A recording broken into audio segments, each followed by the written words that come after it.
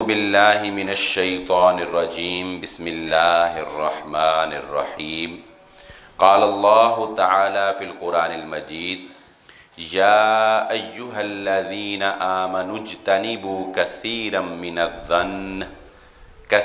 मिनज़्ज़न्नि इन्न बअज़ज़न्नि इस्मुन वला तजस्ससू वला यग़्तब बअज़ुकुम बअज़ा अयुहिब्बु अहदुकुम अन यअकुल लहम अख़ीहि मैतन फ़करिह्तुमूह वत्तक़ुल्लाह इन्नल्लाह तव्वाबुर रहीम।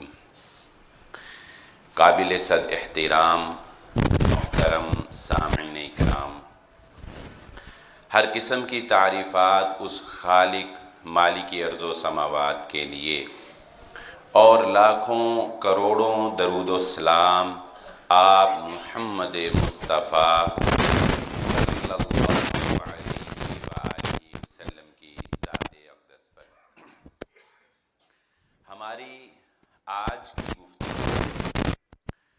हमारे मुआशरे से ताल्लुक़ रखने वाले घरेलू माहौल के हवाले से होगी और इस्लामी तालीमात की रोशनी में हम ये जानने की कोशिश करेंगे कि वो कौन से हमारे ख़ानदानी निज़ाम के मसाइल हैं जिनको बड़ी आसानी के साथ हम चंद इस्लामी अहकामात पर अमल करके न सिर्फ हल कर सकते हैं बल्कि अपनी ज़िंदगियों को पुरसकून भी बना सकते हैं, क्योंकि रसूलुल्लाह सल्लल्लाहु अलैहि वसल्लम ने ये बात इरशाद फरमा दी कि तुम में से बेहतरीन शख्स वो है जो अपने घर वालों के लिए अच्छा है, और आपने अपनी मिसाल पेश कर कर ये बात फरमा दी कि मैं मोहम्मद सल्लल्लाहु अलैहि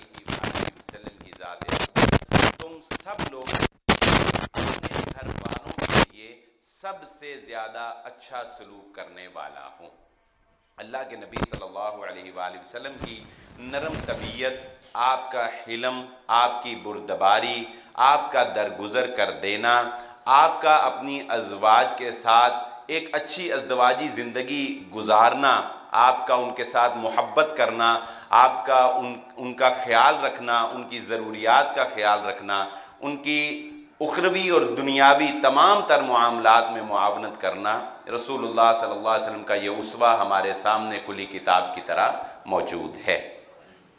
आइए हम अपने मुआशरे के अंदर जो पाए जाने वाला ख़ानदानी निज़ाम है ये इसको डिस्कस करेंगे, और ये एक अल्लाह रब्बुल इज़्ज़त की बहुत बड़ी नेमत है, याद रख लीजिए।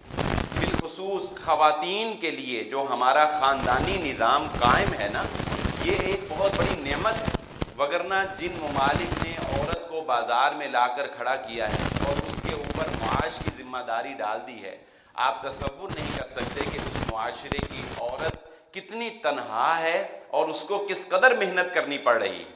जबकि हमारे मुआशरे की औरत पहले खामन जो है वो उसके ज़िम्मेदार, पहले बाप उसकी ज़िम्मेदारी उठाता है, फिर खामद उसकी ज़िम्मेदारी उठाता है, भाई भी साथ साथ ताउन करते रहते हैं, फिर बेटे उसकी ज़िम्मेदारी उठाते हैं। लेकिन औरत अगर अपने घरेलू निज़ाम को कायम रखने में कामयाब हो जाए तो उसको तहफ़्फ़ुज़ देने वाले तो कई मर्द जो हैं वो कई रिश्तों में मौजूद हैं।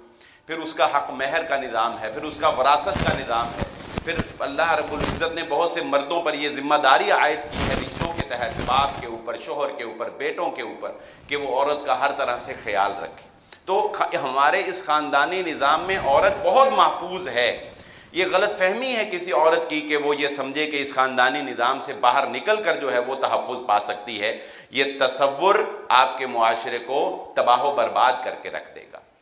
आइए, असल मसला एक ये भी है कि हमारे यहाँ जो मीडिया ने किरदार अदा किया है उसके मद्दे मुकाबिल उलमाए किराम का किरदार या दीनी हलकों में गुफ्तगू करने वाली ख़वातीन का किरदार जो है वो बहुत कमज़ोर है, क्योंकि मीडिया बहुत फास्ट है और इंडियन ड्रामों के ज़रिए से और अब तुर्की के ड्रामों के ज़रिए से और बैरून मुमालिक बहुत से ड्रामों के ज़रिए से और ख़ुद पाकिस्तानी ड्रामों के अंदर हमारी ख़वातीन को जो कल्चर मुतारिफ़ करवाया जा रहा है और जिस तरह का एक जासूसी और एक झगड़ालू और एक साजिशी सा खानदानी माहौल पेश किया जाता है, तो शादी से पहले ही जो है वो लड़का और लड़की के दिमाग के अंदर एक अजीब सा तसव्वुर जो है इन रिश्तों के बारे में मौजूद होता है, तो जो बाद में नफरतों का बाइस बनता है।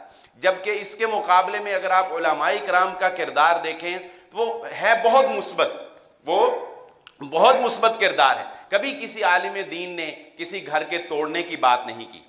जो भी आप किसी भी आलम से अगर घरेलू मसाइल के बारे में पूछेंगे तो वो आपको कभी ये नहीं कहेगा कि साजिशें करो, जसूसियां करो, खबर रखो, ताने दो, नहीं, वो क्या कहेगा, मुआफ कर दो, दरगुजर कर दो, दूसरे का एहसास करो, उसके जज्बात का ख्याल रखो, कोई बात नहीं, अगर ये गलती हो गई तुम अपने हकूक जो है, अपने फराइज जो है वो अदा करो। ऐसे ही है ना उलमा का किरदार, यानी उलमा का किरदार मीडिया के मुकाबले में बहुत मुस्बत है, लेकिन अफसोस हम उलमा से दूर हैं, हम मसाजिद से दूर हैं, हम मस्जिदों में अपनी खवातीन को लेकर नहीं आते और टीवी के आगे बैठना कुछ मुश्किल की बात नहीं है। नतीजा ये निकल रहा है कि धीरे धीरे आहिस्ता आहिस्ता ये स्लो पॉइजनिंग जो है ये हमारे ख़ानदानी निज़ाम को डैमेज कर रही है। और इसमें एक और बहुत बड़ा अलमिया ये भी है जो देखने में आता है कि वालिदैन वो बच्चों की शादी तो करते हैं लेकिन शादी से पहले उनकी तरबियत नहीं करते। यानी एक बच्चा शादी करने के बाद यकसर एक डिफरेंट माहौल देखने जा रहा है, उसके बहुत से नए रिश्ते बनने वाले हैं। इन हालात में बच्चे के बाप की और लड़की की माँ की ये जिम्मेदारी बनती है कि वो उसने जो तजर्बे से जिंदगी गुजारी है वो उसको प्रॉपर गाइड करे, उसको बताए कि बेटा तुम्हें नेक्स्ट लाइफ में ये मसाइल पेश आएंगे, ये रिश्ते तुम्हारे साथ ये सलूक करेंगे, ये तब्दीली तुम्हारे जिंदगी में आएगी, तुमने इसको इस तरह से हैंडल करना है। बहुत से घर लड़के की ना तजुर्बा कारी की वजह से बर्बाद हो जाते हैं।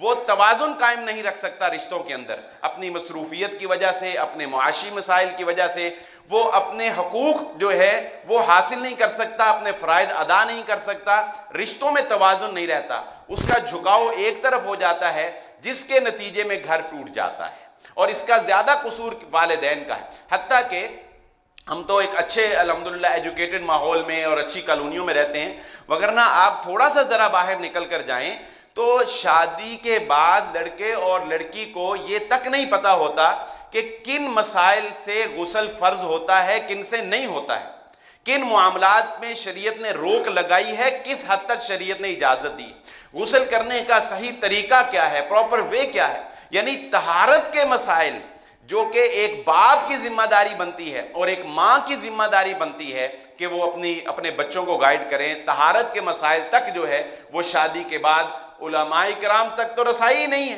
हाँ, उलमा तक माँ बाप ने पहुँचना है और उसके बाद अपनी औलाद को ये तरबियत देनी है। हम इसमें बहुत ही कमज़ोर हैं और बहुत ही पीछे हैं। ये वजूहात बनती हैं हमारे ख़ानदानी निज़ाम के तबाह होने की। ये हमारी दरख्वास्त है कि इस ख़ानदानी निज़ाम को तबाह ना होने दें, इस ख़ानदानी निज़ाम को बचा लें। ये तबाह हो गया तो धज्जियाँ उड़ जाएंगी हमारे मुआशरे की, हमारा मुआशरा बेसकून हो जाएगा, हमें ओल्ड हाउस कायम करने पड़ जाएंगे और बच्चों की तरबियत के लिए भी हमें जो है वो इदारे कायम करने पड़ जाएंगे। कोई बच्चे संभालने वाला नहीं होगा, कोई बूढ़े संभालने वाला नहीं होगा और औरतें बेहया होकर बाहर निकल आएंगी अगर हमारा ख़ानदानी निज़ाम जो है ये कायम ना रह सका। एक तसव्वुर जो धीरे धीरे पिनप रहा है। देखें, ये बातें वो हैं जो हमारे अंदर मौजूद है लेकिन हम इनको डिस्कस नहीं करते। बहुत से घर डिस्कस ना करने की वजह से उजड़ते हैं, अंदर ही अंदर कैंसर बनता रहता है, अंदर ही अंदर बातें पकती रहती हैं और दुश्मनियां और नफरतें जन्म लेती रहती हैं। बात करने से बात क्लियर होती है, ये बातें हमारे अंदर मौजूद होती हैं लेकिन हम इनका इजहार नहीं करते, हम इनको जाहिर नहीं करते। अब अगर हम बात करें लड़कियों की तालीम की तो हमारे मुआशरे में चूंकि दूसरी शादी या तीसरी या चौथी या एक से जायद शादी का कॉन्सेप्ट नहीं है, ये एक रियलिटी है, हकीकत है। चाहे किसी के पास वसाइल हैं या चाहे नहीं हैं, एक से जायद शादी करने वाला जो तसव्वुर है वो नामुमकिन है, बहुत मुश्किल है। कोई बहुत दलेर किस्म के लोग होते हैं जो ये स्टेप ले सकते हैं, वगरना ये नहीं। अच्छा, उसका अब नतीजा क्या निकलता है?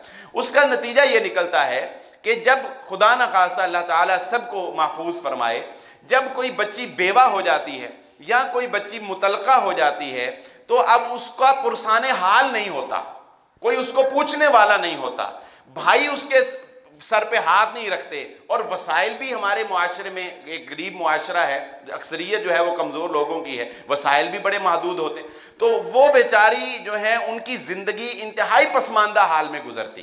اس کا نتیجہ کیا نکلا ہے؟ یہ دھیرے دھیرے کام ہوا ہے۔ اس کا نتیجہ یہ نکلا ہے کہ والدین نے اپنے ذہن میں اس بات کو بٹھا لیا ہے کہ ہم اپنی بچیوں کو اعلیٰ تعلیم دلائیں گے۔ بہت سے والدین اپنی بچیوں کو اعلیٰ تعلیم صرف اس لیے دلاتے ہیں کہ خدا نہ خواستہ مستقبل میں اگر ان کو کسی حادثے کا سامنا کرنا پڑتا ہے تو یہ اپنے آپ کو سنبھال سکیں گی، یہ اپنے پاؤں کے اوپر کھڑی ہو سکیں گی، یہ جاب کر سکیں گی، انکم جنریٹ کر سکیں گی۔ معاشی سب سے بڑا مسئلہ جو ہے وہ بنتا ہے بعد میں۔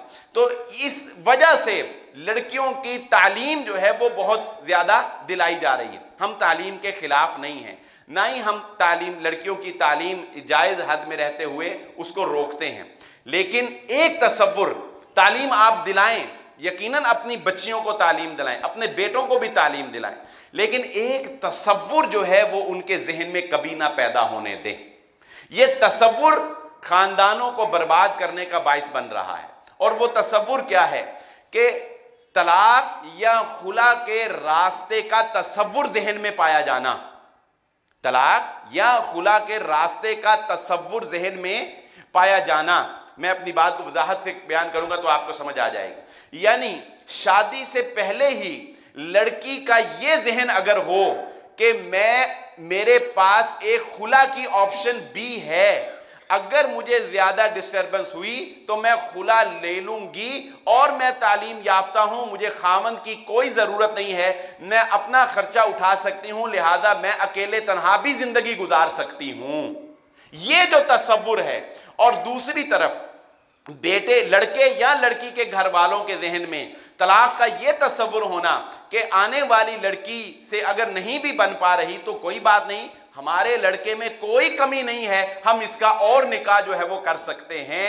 یہ تصور اگر پہلے سے ذہنوں میں موجود ہو تو خاندانوں کے برباد ہونے کا باعث بن جاتا ہے۔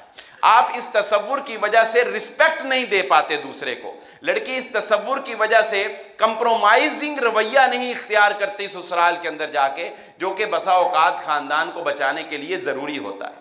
طلاق اور خلا کی مثال اگر آپ نے سمجھنی ہو نا تو آپ اس کو یوں سمجھ سکتے ہیں کہ ایک بڑے ہال کے اندر آپ نے دیکھا ہوگا، ایک بڑے سے ہال کے اندر ایک بالکل ہڈن سا چھپا ہوا سائڈ پر ایمرجنسی ایگزٹ لکھا ہوتا ہے، ایک دروازہ ہوتا ہے نا، ایمرجنسی باہر نکلنے کا راستہ، وہ راستہ ظاہر نہیں ہوتا، نہ ہی عام حالات میں کوئی یہ سوچتا بھی ہے کہ میں نے اس راستے سے جانا ہے۔ وہ راستہ کب یوز ہوتا ہے؟ سب کو پتا ہوتا ہے کہ خدا نہ خواستہ اگر بلڈنگ کو آگ لگ جاتی ہے یا بلڈنگ ایسی کنڈیشن میں آ جاتی ہے کہ یہاں پہ جان جانے کا خطرہ ہے تو پھر وہ ایمرجنسی ایگزٹ کو یوز کر کے وہاں سے باہر نکلا جاتا ہے۔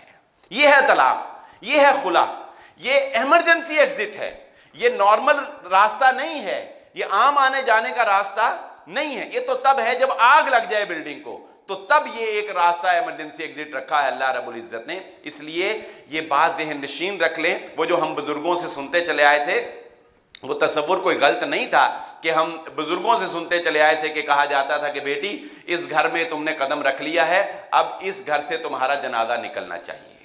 اس کا مطلب یہ نہیں ہوتا کہ ماں باپ نے بیٹی کو چھوڑ دیا ہے بے یار و مددگار اور چل تیرے ساتھ جو مرضی ہو ہم پوچھیں گے ہی نہیں، نہ ہی اس کا قطعاً یہ مطلب ہے کہ تو ظلم و زیادتی برداشت کرتی رہ، ہم تیرے پیچھے نہیں آئیں گے، نہیں۔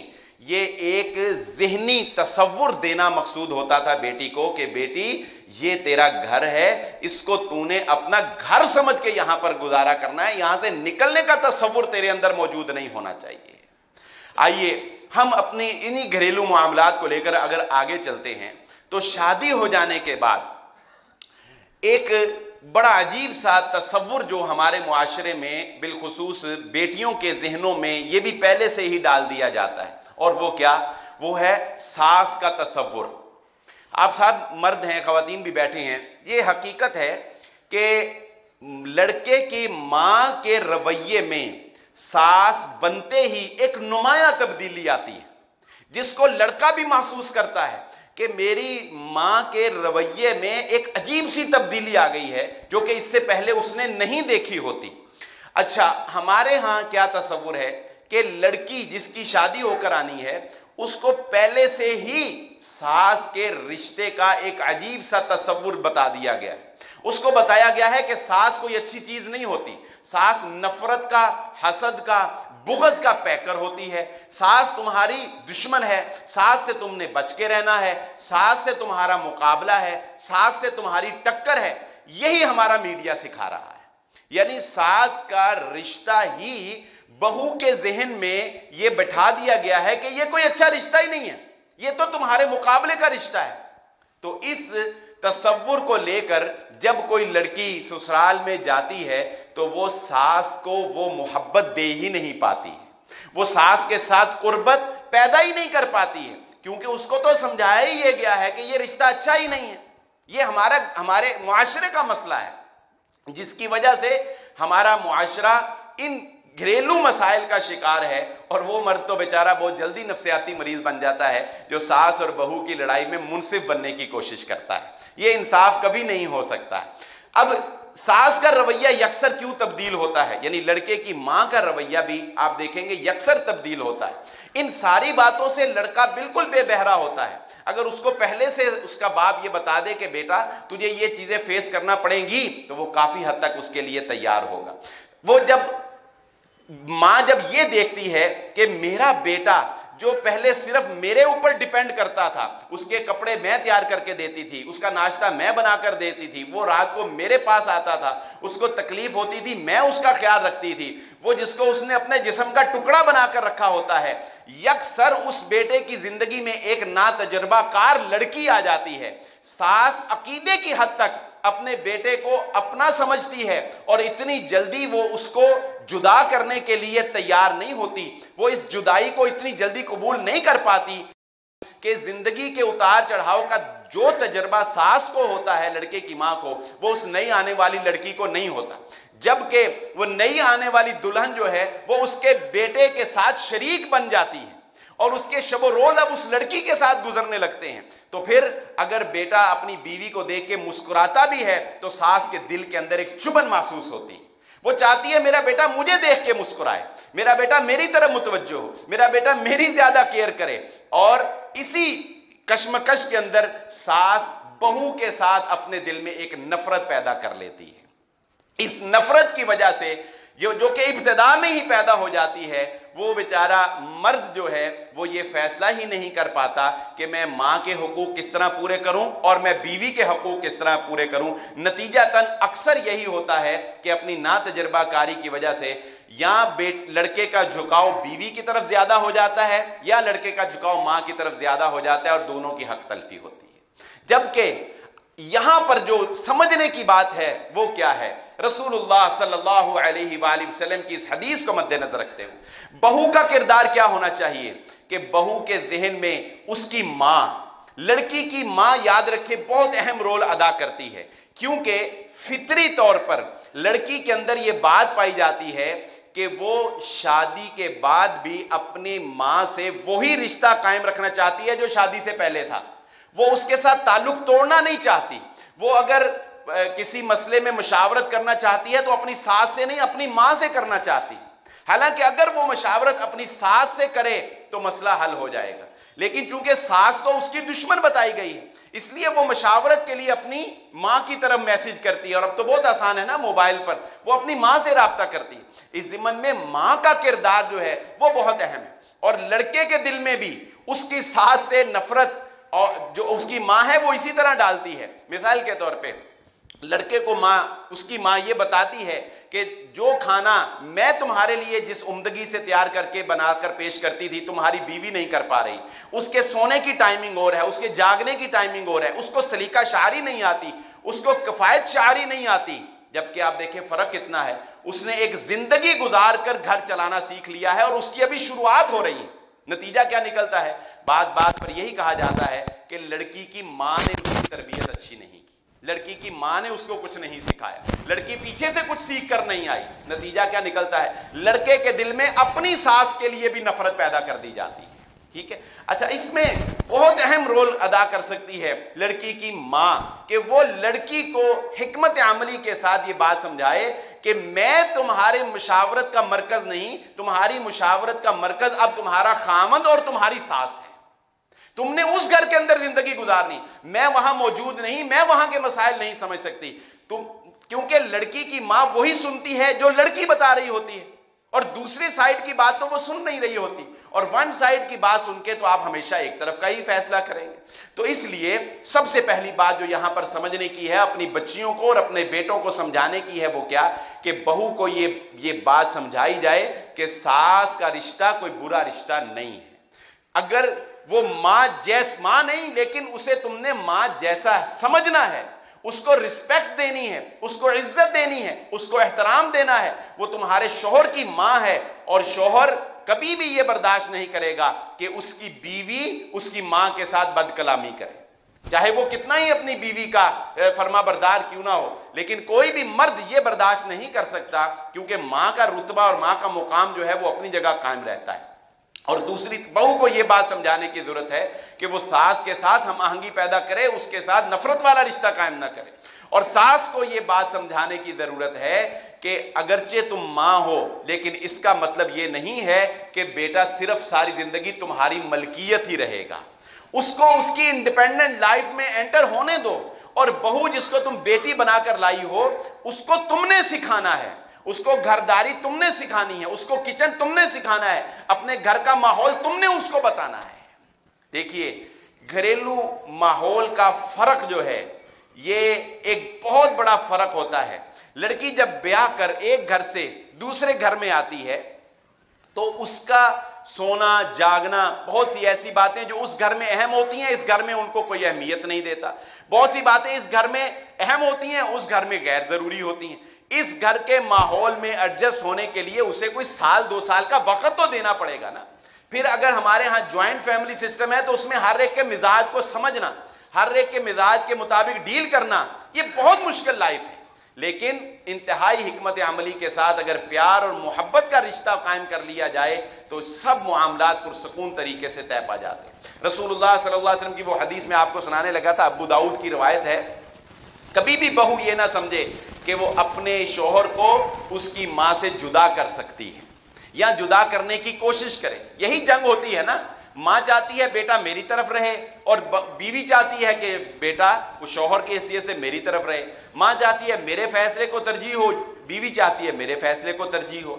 रसूलुल्लाह सल्लल्लाहु अलैहि वसल्लम ने कितनी प्यारी रहनुमाई फरमाई है। अबू दाऊद की रिवायत में अल्लाह के नबी सल्लल्लाहु अलैहि वसल्लम ने इरशाद फरमाया, अगर कोई भी बेटे को उसकी मां से जुदा करने की कोशिश करता है, कोई भी अगर बेटे और मां के दरमियान नफरत डालता है या किसी भी तरीके से बेटे और मां को जुदा करने की कोशिश करता है, तो नबी सल्लल्लाहु अलैहि वसल्लम ने फरमाया अल्लाह रब्बुल इज्जत क़यामत वाले दिन उस शख्स को उसके चाहने वालों से जुदा कर देंगे।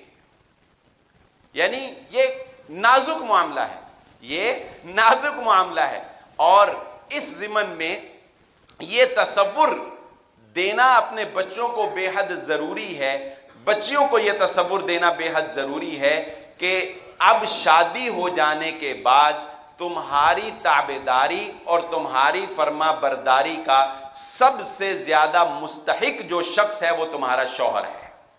अल्लाह के नबी सल्लल्लाहु अलैहि वसल्लम ने इस ज़िमन में हमारी ये रहनुमाई फरमा दी कि आप सल्लल्लाहु अलैहि वसल्लम से जब सहाबा इकराम ने इस बात की इजाज़त चाही, जब वो एक बादशाह को देख कर आए कि लोग उसके आगे झुक रहे हैं, सजदा कर रहे हैं, तो उन्होंने इजाज़त मांगी कि अल्लाह के नबी सल्लल्लाहु अलैहि वसल्लम हमें भी इजाज़त दें कि हम आपके आगे झुका करें, जिस तरह फलां बादशाह के आगे लोग झुकते हैं। तो नबी सल्लल्लाहु अलैहि वसल्लम ने फरमाया, नहीं, मेरी शरीयत के अंदर अगर सजदा करने की किसी को इजाज़त होती तो मैं बीवी को हुक्म देता कि वो अपने खामन को सजदा करे, मैं बीवी को हुक्म देता कि वो अपने खामन को सजदा करे। एक और मसला जो आजकल के इस मुआशरे में देखने में बहुत ज्यादा आपको मिलेगा वो है लड़कियों का लापरवाही का रवैया। घरेलू मामलात में گھر کو سنبھالنے میں، گھر کی صفائی ستھرائی میں، گھر گھریلو امور میں، یا خامن کی خوشنودی کے لیے بناؤ سنگھار کی کمی جو ہے، یہ بھی ایک بہت بڑے فتنے کو جنم دینے کا باعث ہے۔ اس کی وجہ یہ ہے کہ میڈیا اتنا فاسٹ ہے کہ نہ چاہتے ہوئے بھی مرد کی نظریں سینکڑوں خواتین کے اوپر پڑیں گی، اور سائن بورڈ پر جو عورت سج کر آئی ہے وہ تو آرٹیفیشل ہے، اس کی اوریجنل پرسنالٹی تو وہ نہیں ہے، وہ تو ایک بند سمر کے اپنے کیمرے کے سامنے آئی ہے، اور کیمرہ تو ویسے ہی 10 ٹائمز آپ کی بیوٹی کو اپ کر دیتا ہے۔ اس کے مقابلے میں اگر اس کی اپنی بیوی اپنے خامند کے لیے سجتی نہیں، سمرتی نہیں، صفائی ستھرائی کا خیال نہیں رکھتی ہے، اور اپنے روم کی، اپنی ڈیکوریشن کا خیال نہیں رکھتی ہے، جو بھی وسائل ہیں، تو خامند کا دل آہستہ آہستہ اس سے بدظن ہوتا ہے اور اس سے متنفر ہونے کا شکار بن جاتا ہے۔ اللہ کے نبی صلی اللہ علیہ وآلہ وسلم نے کیوں اس بات کی تلقین فرمائی ہے کہ اگر تم نے گھر جانا ہو تو گھر جانے سے پہلے گھر میں اطلاع دو کہ میں گھر آ رہا ہوں۔ نبی صلی اللہ علیہ وآلہ وسلم جب سفر پر جاتے تھے، آپ مدینہ شہر میں داخل ہونے سے پہلے باہر پڑاؤ کرتے تھے، اور ایک شخص کو بھیجتے تھے کہ جاؤ گھروں میں بتا دو کہ فلاں قافلہ جو سفر پہ گیا تھا وہ واپس آ گیا ہے۔ اس کی حکمت کیا تھی؟ اس کی حکمت یہ تھی کہ حالانکہ وہ بیوی ہوتی ہے نا، کوئی شکل بدل تو نہیں جاتی نا، لیکن اس کے باوجود اس کی حکمت یہ تھی کہ خامند اچانک اگر اپنے گھر میں جائے تو بیوی کو ایسی حالت، بکھرے بال اور مطلب لباس اچھا نہ ہو، صفائی ستھرائی نہ ہو، تو ایسی حالت میں اگر دیکھے گا تو اس کے دل میں بیوی کے لیے بدظن ہوگا، بدگمانی پیدا ہوگا، نفرت سی پیدا ہوگی، اس کو دوری پیدا ہوگی دل کے اندر بیوی کے لیے۔ لہذا اعلان کر دیا جاتا تھا کہ گھروں میں جا کر بتاؤ تاکہ خواتین اپنے خامدوں کے لیے سج دھج لیں۔ اب آپ بتائیں، اپنے گھروں کے ماحول کو جج کر کے یہ بات بتائیں، ہمارا ٹرینڈ یہ ہے کہ کسی دوسرے کی تقریب میں جانے کے لیے بیوی سجتی ہے، خامند کے لیے بیوی نہیں سجتی ہے۔ شادی بیاہ میں جانے کے لیے جس طرح عورتیں سجاوٹ کرتی ہیں، بتائیں کبھی خامند کے لیے ایسے سجاوٹ کی ہے؟ الا ماشاءاللہ۔ یعنی خامند کے لیے جو سجنے کا حق ہے، یہ کنسپٹ ہمارے عورتوں کے ذہنوں سے نکل گیا کہ اصل جس کے لیے میں نے فل تیار ہونا ہے، میک اپ کرنا ہے، جس کے لیے میں نے سج دھج کے سامنے آنا ہے، وہ کوئی شادی کی تقریب نہیں ہے، وہ کوئی فنکشن نہیں ہے، وہ مدر ڈے نہیں ہے اسکول کا، یا وہ کوئی شاپنگ مال نہیں ہے جس میں میں نے سج دھج کے جانا ہے۔ جس میں سج دھج کر جس کے سامنے میں نے پیش ہونا ہے، جس کا دل جیتنا ہے، وہ دراصل میرے گھر کا فرد، میرا خامد ہے۔ یہ ایک بہت بڑا المیہ ہمارے معاشرے کا کہ دوسروں کے لیے سجاوٹیں موجود ہیں، لیکن اپنے خامند کے لیے خواتین کے اندر سجنے دھجنے کا جو ٹرینڈ ہے، وہ سمجھتی ہے کوئی نہیں، یہ تو مطلب گھر کی کھیتی ہے، اس کے لیے خیر ہے۔ یہ تصور جو ہے، اس نے بھی خامندوں کے دلوں کے اندر ان سے دوری کو پیدا کر دیا ہے۔ ایک اور وجہ، وجوہات تو ہر ماحول کے اعتبار سے، ہر ایک کے معاشرے کے اعتبار سے جو ہے وہ فرق ہوں گی، لیکن ایک اور وجہ کیا ہے کہ ہمارا اپنی زبان کے اوپر اخلاقی اعتبار سے کنٹرول نہیں رہا ہے۔ خواتین کا بالخصوص میں کہوں گا، کیونکہ رسول اللہ صلی اللہ علیہ وآلہ وسلم نے خواتین کی جہنم میں کثرت جو بیان کی، اس کی وجہ آپ صلی اللہ علیہ وسلم نے یہی بیان فرمائی تھی کہ تم اپنے شوہروں کی نافرمان اور بہت زیادہ لان تان کرنے والی ہو۔ کیا ہوتا ہے، سارا دن جب خامند گھر سے باہر رہتا ہے تو جب وہ گھر آتا ہے تو اس کو کیا سننے کو ملتا ہے؟ بدگمانیاں، بیوی کی باتیں اس کی ماں کے خلاف، اس کی رشتہ داروں کے خلاف، یہ چغلی، یہ غیبت، یہ حسد، یہ بغض، یہ بدگمانیاں، یہ جاسوسیاں، یہ سب کچھ خامند سنتا ہے۔ اور جب ساس کو موقع ملتا ہے تو وہ اس کی بیوی کی چغلیاں، اس کی بیوی کی غیبتیں، اس نے ایسے کیا، اس نے ویسے کیا، اس نے فلاں چیز خراب کر دی، اس کو فلاں سلیقہ نہیں ہے، وہ اٹھی اتنے بجتے ہے، وہ سوتی اتنے بجے، یہ خامند دو طرف سے سر سے سن رہا ہوتا ہے۔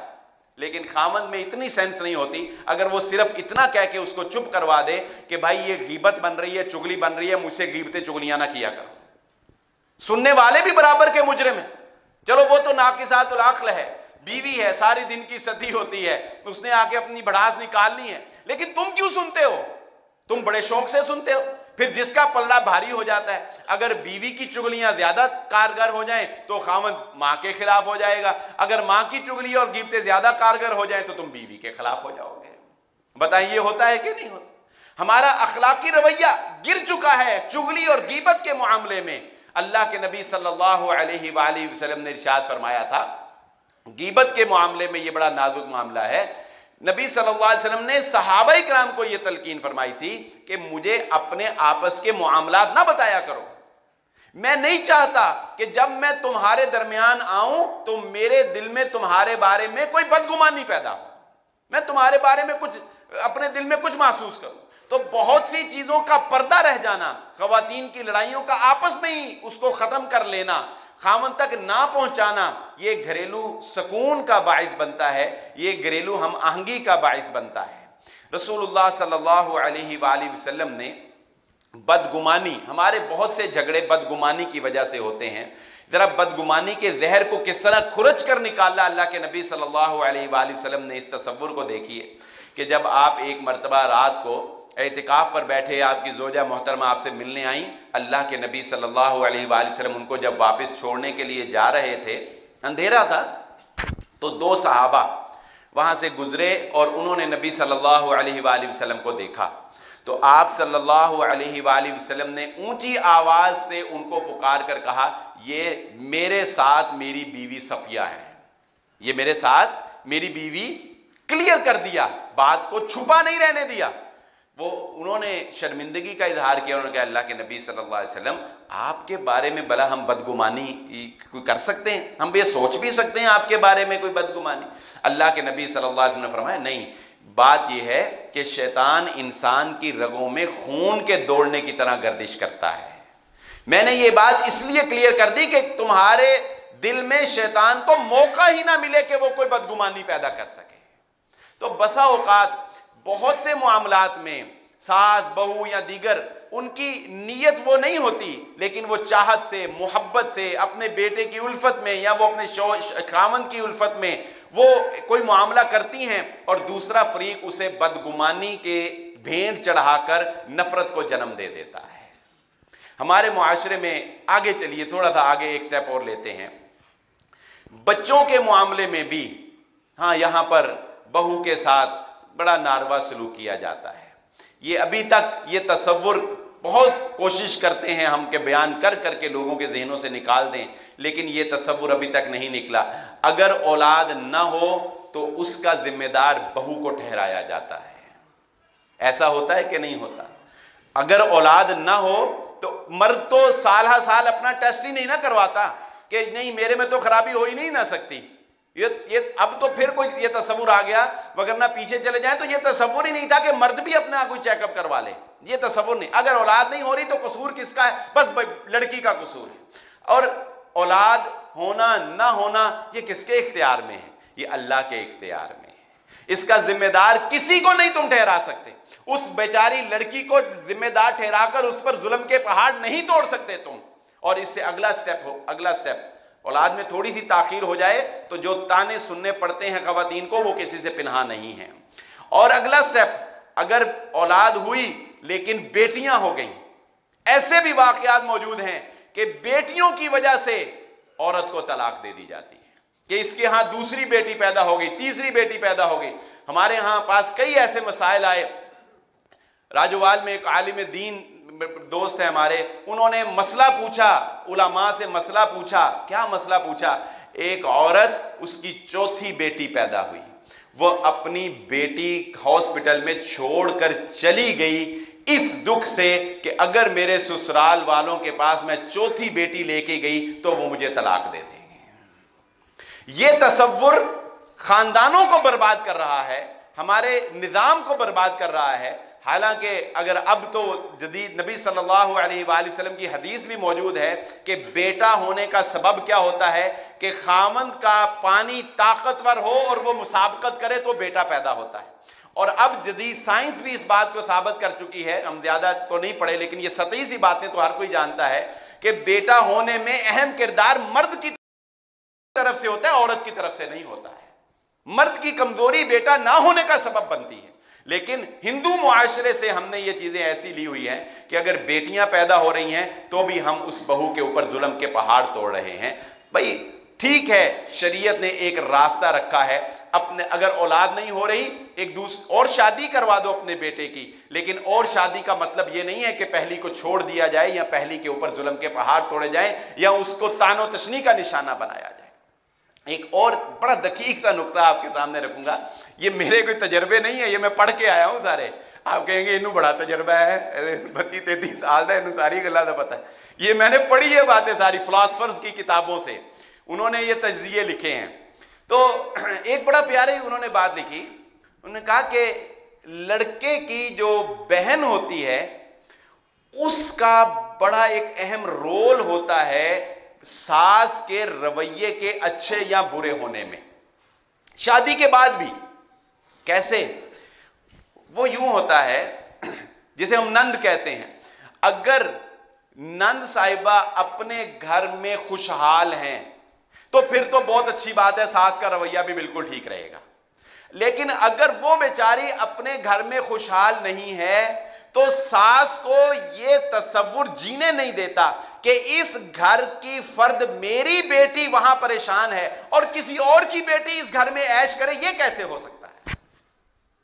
یہ تصور اس کے اندر شیطان نفرت جنم دیتا ہے کہ بھئی وسائل سارے جو ہمارے ہیں اس کا فائدہ کوئی اور اٹھا رہی ہے، اور جو میرے جگر کا ٹکڑا میری بیٹی جو کسی اور گھر میں گئی ہے وہ بیچاری دکھوں اور تکلیفوں کا جو ہے وہ شکار ہے.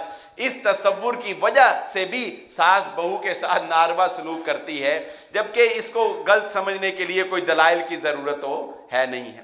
سب سے ایک اہم بات جو ہے وہ کیا ہے؟ وہ ہے اپنے اندر درگزر کرنے کا جذبہ پیدا کرنا. اگر بہو سے کوئی غلطی ہو گئی ہے تو ساس درگزر کر دے، اور اگر ساس سے کوئی غلطی ہو گئی ہے تو بہو درگزر کر دے. بچوں کے معاملے میں یہ رویہ بھی آج کل ڈیولپ ہو رہا ہے کہ نئی آنے والی تعلیم یافتہ لڑکیاں یہ نہیں چاہتی کہ ان کے بچوں کی تعلیم و تربیت میں ساس اور سسر کوئی رول پلے کریں، کیونکہ وہ او لیول پڑھا رہی ہیں نا اپنے بچوں کو، وہ خود بھی اس تعلیم سے تو وہ کہتے ہیں کہ دادا عجیب باتیں سکھاتے ہیں، دادا میرے بچوں کو، دادی عجیب سا. یہ ورڈ جو اس نے ایون کہ اتنے سینسٹیو کہ ایک ورڈ پر بھی وہ ان کو پتہ لگ جاتا ہے کہ یہ ضرور اس نے دادے سے سیکھا ہے، یہ ضرور اس نے دادی سے سیکھا ہے. کچھ نہیں ہوتا آپ کے بچوں کو، اللہ کی قسم. یہ دادا اور دادی کا پیار نہ ملا تو بچے تمہارے پیار سے محروم رہ جائیں گے. سیانے کہتے ہیں اپنی اولاد سے اتنا پیار نہیں ہوتا جتنا اپنی اولاد کی اولاد سے پیار ہوتا ہے دادے دادی کو. یہ دادا اور دادی کا پیار، یہ دادا اور دادی کی محبت، یہ تمہارے بچوں کی زندگیوں کا حصہ ہونی چاہیے. یہ تصور ہماری تعلیم یافتہ بہنوں کے اندر غلط تصور ہے کہ وہ یہ کوشش کرتی ہیں کہ ہمارے بچوں کی تعلیم و تربیت میں دادا اور دادی کا کوئی ہاتھ نہیں ہونا چاہیے، ہم جس طرح چاہیں ان کو جو ہے وہ تربیت کریں. ٹھیک ہے آپ اپنی تعلیم دلائیں لیکن ان کی محبتوں سے ان کو محروم نہ ہونے دیں. سورہ حجرات جو اگر آپ پڑھ لیں، چونکہ میں یہ عام کامن باتیں ڈسکس کرنا چاہتا تھا اس لیے میں نے اس پر زیادہ فوکس نہیں کیا، لیکن اگر سورہ حجرات آپ پڑھ لیں تو شریعت نے ہمیں سارا یہ خاندانی نظام سمجھایا ہے. ہمیں خاندانی نظام سمجھایا ہے کہ تمہارا خاندانی نظام کس طرح کا ہونا چاہیے اور اس خاندانی نظام میں تمہیں کس طرح سے رہنا ہے. ایک آخری بات سمجھا کر بات کو ختم کرتے ہیں. یہ بات جو ہم لبرل ہو رہے ہیں، جو ہم ترقی کر رہے ہیں تو بہت سے مسائل کا ہمیں سامنا کرنا پڑ رہا ہے. یہ بات بھی زیر غور اور زیر بحث رہتی ہے کہ الگ رہائش کا مطالبہ کرنا کیا بیوی کا رائٹ ہے یا کہ نہیں. شادی کے بعد الگ رہنا، ایک ہے ہمارے ہاں جوائنٹ فیملی سسٹم. دیکھیں جوائنٹ فیملی سسٹم کی قباحتیں جو ہیں وہ آپ اس سے انکار نہیں کر سکتے اور اس کے فوائد سے بھی انکار نہیں کر سکتے، لیکن شریعت کی روشنی میں اگر ہم دیکھیں تو جوائنٹ فیملی سسٹم ایسا نہیں ہونا چاہیے جس میں سیپریشن بالکل ہی نہ ہو. بعض جوائنٹ فیملی سسٹم ایسے ہیں ان میں سیپریشن کا تصور ہی نہیں ہے، مل گل کے ہی سارے رہتے ہیں. وہاں بیچاری خواتین کو پردے کا مسئلہ ہے، وہاں پر ان کے آئے گئے کا مسئلہ، خامند کے ساتھ کوئی پرائیویسی کا مسئلہ اور کئی مسائل وہاں پر. تو کم از کم آپ اگر جوائنٹ فیملی سسٹم میں بھی رہنا چاہتے ہیں تو کم از کم اپنے بچوں کو سیپریٹ ماحول ضرور دیں. ان کا جو روم الگ ہے اس کے باہر چاہے کوئی کسی طرح کی بھی دیوار یا آڑ لگائیں، لیکن کم از کم ان کو ایک سیپریٹ لائف جو ہے وہ ضرور ایک پورشن وائز ان کو الگ ضرور کریں۔ یہ گلا ملا جو ماحول ہے، آپ بتائیں پردہ کرنا ممکن رہ جاتا ہے دیور سے یا بہنوئی سے؟ ہمارے ہاں جو جوائنٹ فیملی سسٹم تصور ہے، اس میں تو پردے کا ہی مسئلہ آپ حل نہیں کر سکتے، باقی مسائل تو چلو بعد کی بات۔ اب جو یہ بات ہے کہ عورت کا یہ ڈیمانڈ کرنا کہ آیا وہ الگ گھر میں رہے یا نہ رہے، تو اس ڈیمانڈ کرنے میں عورت مجرم نہیں ہے۔ عورت یہ ڈیمانڈ کر سکتی ہے کہ میں جوائنٹ فیملی سسٹم میں نہیں رہ سکتی، تم مجھے الگ سیپریٹ گھر یا سیپریٹ پورشن جو ہے وہ بنا کے دو، لیکن اس کا مطلب یہ نہیں ہے کہ اس ڈیمانڈ کی بنیاد پر عورت اپنا گھر ہی تباہ کر لے۔ مثال کے طور پہ خامند کے وسائل کو مد نظر رکھتے ہوئے اور خامند کے ماں باپ کو مد نظر رکھتے ہوئے ہی یہ ڈیمانڈ کی جائے گی، کیونکہ خامند اپنے ماں باپ کو بھی تنہا نہیں چھوڑ سکتا، اس نے اپنے ماں باپ کی بھی خدمت کرنی ہے۔ اور خامدوں نے بھی ویسے عجیب ہی ہے، خامدوں نے بھی یہ سوچ لیا ہے کہ چونکہ اب بیوی آ گئی ہے لہذا ہمارے ماں باپ کی خدمت بیویوں نہیں کرنی، ہم نے کچھ نہیں کرنا۔ ایسا نہیں ہے، بیوی آپ کے ساتھ تعاون کر رہی ہے۔ جب جاب سے آپ واپس آئیں گے تو آپ اپنے ماں باپ کی خدمت خود کریں، ان کو خود پانی دیں، اگر ٹانگیں دبانی ہیں خود دبائیں، ان کو ڈاکٹر پہ لے کے جانا ہے خود لے کے جائیں، ان کی دوائیاں خود لا کر دیں۔ آپ اپنی بیوی پر ڈال کر ذمہ داری سے پہلو تہی نہیں اختیار کر سکتے، ذمہ داری آپ کی ہی ہے۔ تو بیوی اگر الگ گھر کی ڈیمانڈ کرتی ہے اسے برا بھلا نہ کہیں، یہ اس کا رائٹ ہے، لیکن بیوی اپنے خامند کے وسائل کو دیکھتے ہوئے اس کے ساتھ کمپرومائز کرے۔ وہ آیا الگ گھر افورڈ بھی کر سکتا ہے یا نہیں کر سکتا، یا الگ گھر رہنے کی صورت میں اس کے ماں باپ کا کون پوچھنے والا ہوگا، ان کو کون سنبھالنے والا ہوگا، ان سب باتوں کو مد نظر رکھتے ہوئے اگر وسائل موجود ہوں تو اپنے بچوں کو الگ گھر لے کر دینے میں یا الگ پورشن کرنے میں آپ پہلو تہی سے کام نہ لیں، یہ سکون کا ہی باعث بنتا ہے۔ عرب معاشرے میں اب نہیں، ہمیشہ سے ہی یہ ایک کلچر رہا ہے کہ ایک تو وہ شادیاں زیادہ کرتے ہیں، اب امیر تو وہ اب ہوئے ہیں نا، پہلے کب امیر تھے؟ پہلے تو غریب ہی تھے، تب بھی وہ چار چاری کرتے تھے، یہ شروع سے ہی ان کا کلچر ہے۔ اور الگ گھر لے کر دینا اور الگ رہنا، جب غربت تھی تب بھی ان کا یہی کلچر تھا۔ تو بہرحال اس کلچر میں خیر ہے، لیکن اپنے وسائل اور اپنے جو بھی مسائل ہیں ان کو مد نظر رکھتے ہوئے لب لباب اور خلاصہ یہ ہے ساری گفتگو کا کہ یہ گھریلو مسائل ڈسکس ہونے چاہیے پیار محبت کے ساتھ، باہمی تعاون کے ساتھ، غیبت چغلیاں نفرتوں کو دور کر کے ہم اپنے خاندانی نظام کا تحفظ کر سکتے ہیں، اور جس کا تحفظ ہمارے بقا کی علامت ہے۔ اللہ رب العزت سے دعا ہے اللہ مجھے اور آپ کو جو کہا اور جو سنا سمجھنے کی اور عمل کرنے کی توفیق عطا فرمائے۔ وما علی الا البلاغ۔